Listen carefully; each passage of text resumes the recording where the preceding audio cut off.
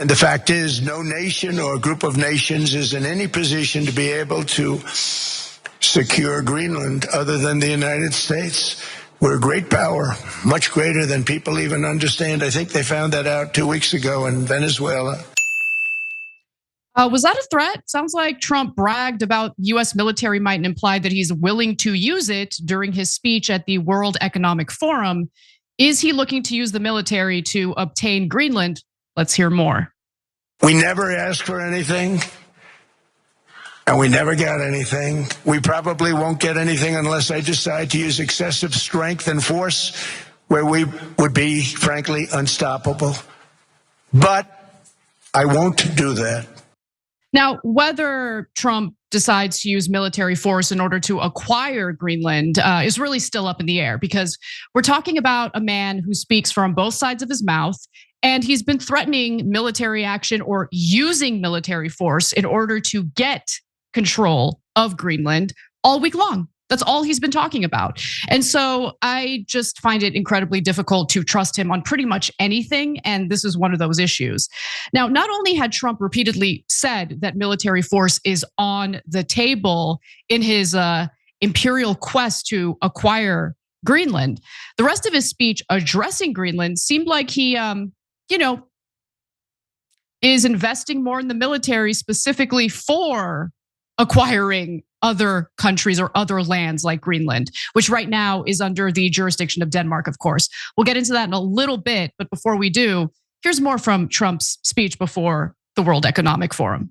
All the United States is asking for is a place called Greenland, where we already had it as a trustee, but respectfully returned it back to Denmark not long ago after we defeated the Germans, the Japanese, the Italians, and others in World War II. We gave it back to them. We were a powerful force then, but we are a much more powerful force now. After I rebuilt the military in my first term and continue to do so today, we have a budget of $1.5 trillion. We're bringing back battleships. The battleship is 100 times more powerful than the great battleships you saw in World War II, those great, big, gorgeous ships. And all we're asking for is to get Greenland, including right title and ownership, because you need the ownership to defend it. You can't defend it on a lease. I don't think Trump has any interest in defending Greenland. I mean, let's just take a step back here and consider the kinds of conflicts that Greenland is involved in, which is approximately none. The biggest threat to Greenland right now is the United States, and he knows that. Now, the tech bros who funded Donald Trump's campaign are certainly seeking to take advantage of that land. The rare earth minerals that Trump keeps talking about is another motivation. But look, the European countries that have long been our allies are now turning on the United States and threatening to take action. In fact, some of them have already taken action. I'll tell you what I mean in just a minute. But on top of the threats of potential military action in order to acquire Greenland, Trump has also decided to punish the American people through a retaliatory tariffs policy. So after the European countries held a small military exercise in Greenland, Trump announced he would impose new tariffs starting at 10% on February 1st and jumping to 25% on June 1st until Denmark agreed to sell Greenland to the United States. Now, the latest tariffs are going to impact French wine. So he does like these broad, blanket tariffs on countries. And then he does additional tariffs on very specific items or products that get imported to the United States. In the case of France, he's threatening incredibly expensive or costly tariffs on French wine. So who pays for that? Obviously, the Americans who are interested in purchasing French wine are going to pay an increased price. They're going to eat the cost of that tariff. And yeah, France and its winemakers will suffer, because if the price is too expensive, less Americans are going to be willing to buy it. So I really struggle to see how anyone wins in this scenario. And purchasing Greenland, let's say it all goes as Trump wants, right? He gets exactly what he wants. He's able to purchase Greenland. Okay. This has nothing to do with actually benefiting the American people at all. This is about, as pretty much every regime change war we've gotten involved in. This is about US-based multinational corporations taking advantage of land that has been stolen by the United States, or a country that has been meddled with by the United States. And by the way, I was watching an interview with someone who lives in Greenland, an indigenous individual, and she was responding to Trump offering every person living in Greenland $100,000 in order to be able to control that land.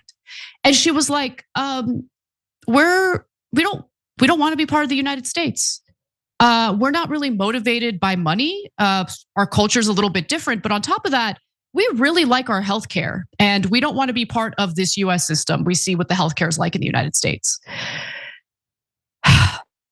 Today, Donald Trump announced that he was canceling those planned tariffs, by the way, after reaching some sort of deal with the Secretary General of NATO. His name is Mark Rutte. So he posted about this on Truth Social. Who knows? This could change any minute. Everything changes at any minute. But for now, this is what we know. Based on a very productive meeting that I have had with the Secretary General of NATO, Mark Rutte, we have formed the framework of a future deal with respect to Greenland and, in fact, the entire Arctic region. This solution, if consummated, will be a great one for the United States of America and all NATO nations. Based upon this understanding, I will not be imposing the tariffs that were scheduled to go into effect on February 1st. So apparently some sort of deal is made. And he did go on to say that additional talks were being held at, and that further information will be available as discussions progress. Okay, and here's what Donald Trump said after, what he said during a meeting, not after, during a meeting with CNBC. Let's take a look at that. We have a concept of a deal. I think it's going to be a very good deal for the United States, also for them. And we're going to work together on something having to do with the Arctic as a whole, but also Greenland. And it has to do with the security, great security, strong security, and other things. Tariffs are off. Nothing happens on February 1st. No, we took that off because it looks like we have pretty much a concept of a deal. Are mineral rights involved? Is ownership involved? Did the Golden Dome sway people? I don't want to say yet. Now, he was asked directly by CNN's Caitlin Collins for more details, and you're going to be shocked to find that he was just as vague. Does it still include the United States having ownership of Greenland like you've said you wanted? Yeah. It's a long-term deal, infinite.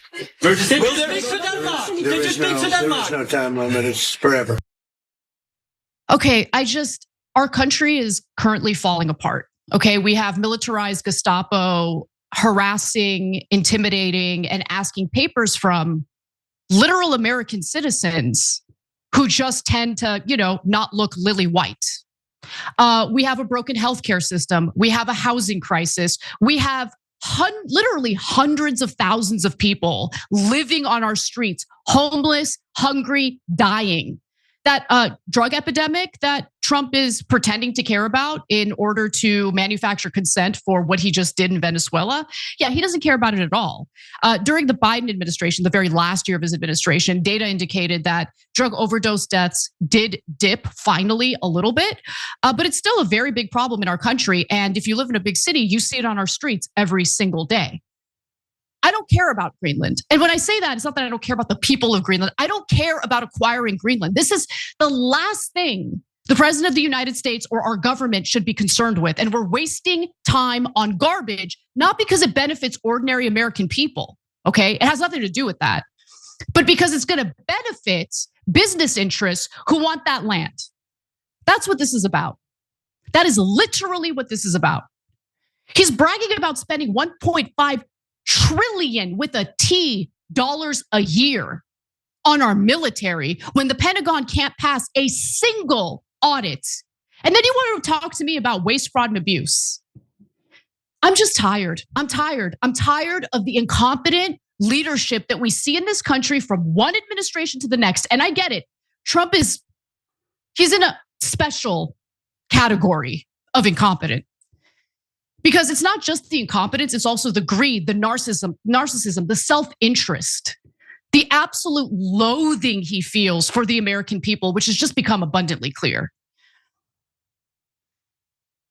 Anyway, leading up to today's combative speech from Trump at the World Economic Forum and the announcement of the framework of a deal to acquire Greenland, it looked as though Europe was attempting to fight back. So I just want to kind of give you guys a sense of what type of ammo Europe has if they choose to use it against the US. Because remember, the only thing that's kind of saving us, considering the insane amount of debt our country is drowning in, 40 trillion at this point, is the fact that the US dollar is the reserve currency.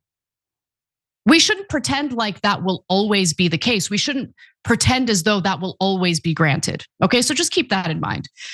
Now, so far, a Danish pension fund called Akademiker Pension, okay, has decided to sell about $100 million in US treasuries. Now, I'm gonna admit $100 million is not that big of a deal in the grand scheme of things, but this has a snowball effect. So the pension fund's investing chief claims that the decision is mostly driven by poor US government finances and our budget shortfall of nearly $2 trillion. So remember, our debt is $40 trillion, right? So the shortfall is the amount of money, like basically the additional debt that we're adding to it because we're spending more than we're bringing in for revenue. But he also made clear that this rift is over, Greenland and the fact that Trump is trying to bully his way into acquiring Greenland. So Treasury Secretary Scott Bessent just blew it off entirely. Here's how he reacted to that. Denmark's investment in US Treasury bonds, like Denmark itself, is irrelevant. That it's less than $100 million. They've been selling treasuries for years. I'm not concerned at all. Nice. Calling Denmark, which has been an ally to the United States, irrelevant is a real good look. Now, he does have a point when it comes to that one pension fund. It's not going to make all the difference, and it's definitely not going to convince the US government to change course. However, there is a catch, and Denmark could actually do a lot more damage if they so choose. So the $100 million makes up a very small portion of the 30.8 trillion with a T US Treasury market, but Denmark itself holds just under $10 billion worth of US bonds. So they could definitely decide to do more damage. On top of that, the European Union, get a load of this, collectively owns 8 trillion with a T of America's treasuries, making it the largest financier of US debt. So if we upset Europe enough, they could really do a number on our bond market, on US treasuries. And some analysts think that this is going to be a massive problem for the United States. I'll give you a specific example. A Deutsche Bank analyst just this week warned that Trump's actions in Greenland risk the EU unloading US debt, a move that could have significant impacts, including raising borrowing costs and exacerbating cost of living problems, which as we all know, have not been alleviated under the Trump administration. Now, Bessent also criticized that analysis from the Deutsche Bank analyst, and he basically said it's not that big of a deal, it's just one analyst. But there have been other analysts who have said similar things, and they've been raising red flags. Now, America's largest debt holders include Japan, who, Japan has $1.2 trillion in US treasuries. China has $682 billion in US treasuries, and Canada has $472 billion in US treasuries. We've been making threats against Canada. If Canada chooses, they could do some real damage to the US economy. Obviously, same with China. I think we're on good terms with Japan at the moment, but with Trump, you never know. Now, there are other ways Europe can and has retaliated. So European leaders have decided maybe they're going to consider some retaliatory tariffs. Now that there's some sort of framework of a deal, I'm sure they've dropped that, but that is a possibility. And then on top of that, there's this issue, and it's known as the trade bazooka. European Parliament member Bernd Lang said the Committee on International Trade would on Monday discuss the use of the EU's anti-coercion instrument, a far-reaching measure described as a trade bazooka. It would allow the EU to substantially restrict US companies' access to its single market, block them from tenders, reduce the flow of goods and capital, and curb foreign direct investment in the bloc. And while Europeans certainly have been worried that Trump's actions in regard to Greenland could essentially dismantle NATO altogether, the Treasury Secretary, Scott Bessent, not so worried at all. In fact, he says the European leaders will come around, and when they understand that, they need to be under the US security umbrella, essentially saying, look, Europe's always going to play ball with us because they need our military. They need us to defend them. And look, that could be true to some extent. But we certainly need investment from the EU in order to stay afloat economically. And acting as the bully on the international stage won't win the Trump administration any friends, that's for sure. It won't win the American people any friends. But Trump seems to have a hard time accepting that. Well, the last few days when I told them about Iceland, they loved me. They called me daddy, right? The last time. A very smart man said, he's our daddy. He's running it. I was like running it. I went from running it to being a terrible human being. Okay, he misspoke there, and people are making fun of him because he said Iceland instead of Greenland. When you're speaking off the cuff, sometimes you misspeak. I do it all the time, and it's a mistake. So I'm not going to ding him for that. However, did the NATO Secretary General call him daddy? And honestly, I did kind of remember someone calling him daddy. I couldn't remember if it was like a US-based right winger. I know a lot of them actually do treat him like daddy, but we looked into this and here's what we found. So this has to do with last summer. This is after Trump had made a statement in regard to Israel's conflict with Iran. If you can remember, he used an expletive. This is what I'm talking about. We basically have two countries that have been fighting so long and so hard that they don't know what the F they're doing. And of course, he actually used the expletive. And in response to that, the NATO Secretary General, Mark Rutte, said, sometimes daddy needs to use strong language. Don't do that. Just don't do that. You're a grown man. Don't refer to another grown man as daddy. It's not good. Now, he probably regretted it immediately afterwards because he tried to clarify his statement. So Rutte later said, the daddy thing, I didn't call him daddy. But you did, okay? What I said is that sometimes in Europe, I hear sometimes countries saying, hey, Mark, will the US stay with us? And I said, that sounds a little bit like a small child asking his daddy, hey, are you still staying with the family? So in that sense, I use dad. No, okay, like no one's buying this. You called him daddy. Don't do it. Trump will remember it. There's one thing that Trump remembers and he keeps it in his back pocket. Whenever someone says something complimentary toward him, he will remember it and he will bring it back up. And when you call him daddy, he's gonna remember, and he brought it up. And his whole point is, look, they went from calling me daddy to now, wanting to retaliate because I want to take Greenland. Okay, yeah, that's what's gonna happen. They're gonna be upset about that. And perhaps Trump should be more concerned with how the American people feel about his weird obsession with taking Greenland. Now, let me be clear.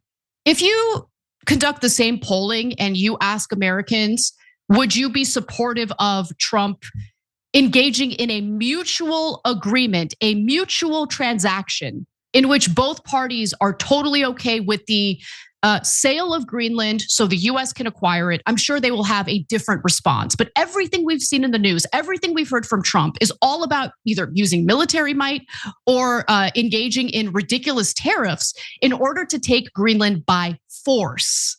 So keep that context in mind and take a look at how Americans feel about what's been going on. Trump's net approval rating on the Epstein files, look at that, just absolutely awful. 38 points below water. But any try to buy Greenland is somehow even more unpopular. Look at this. It's 40 points below water. There is barely an issue out there that's worse for Donald Trump than the Epstein files. But any attempts to buy Greenland or use military force on Greenland, which even polls worse than this, is one of them. It is arguably the most unpopular thing that Donald Trump can try to do is mess with Greenland. So Greenland is polling worse than the Epstein files. You got it. And look, not only do I think the polling is reflective of America's distaste for the way Trump is going about this, But I also think it has a lot to do with the fact that Americans are suffering here in America. And much of the news that Trump makes has to do with foreign policy. It doesn't really seem like he is focused on what's happening in this country. And then on top of that, whenever you think of his domestic policy, you think about chaos. You think about what we're seeing on our streets right now. You think about actual local police chiefs and deputies complaining about how they're being racially profiled by ICE. So it's negative domestic policy. So I don't know why Trump is going in all of these disastrous directions and just kind of ignoring the way the American people feel about it. But it's not just that people have bad feelings toward Trump here at home. It's international. And I think the way he's been received at the World Economic Forum and the rhetoric he's been using toward our longstanding allies isn't making the situation any better. Every time you ring the bell below, an angel gets his wings. Totally not true, but it does keep you updated on our live shows.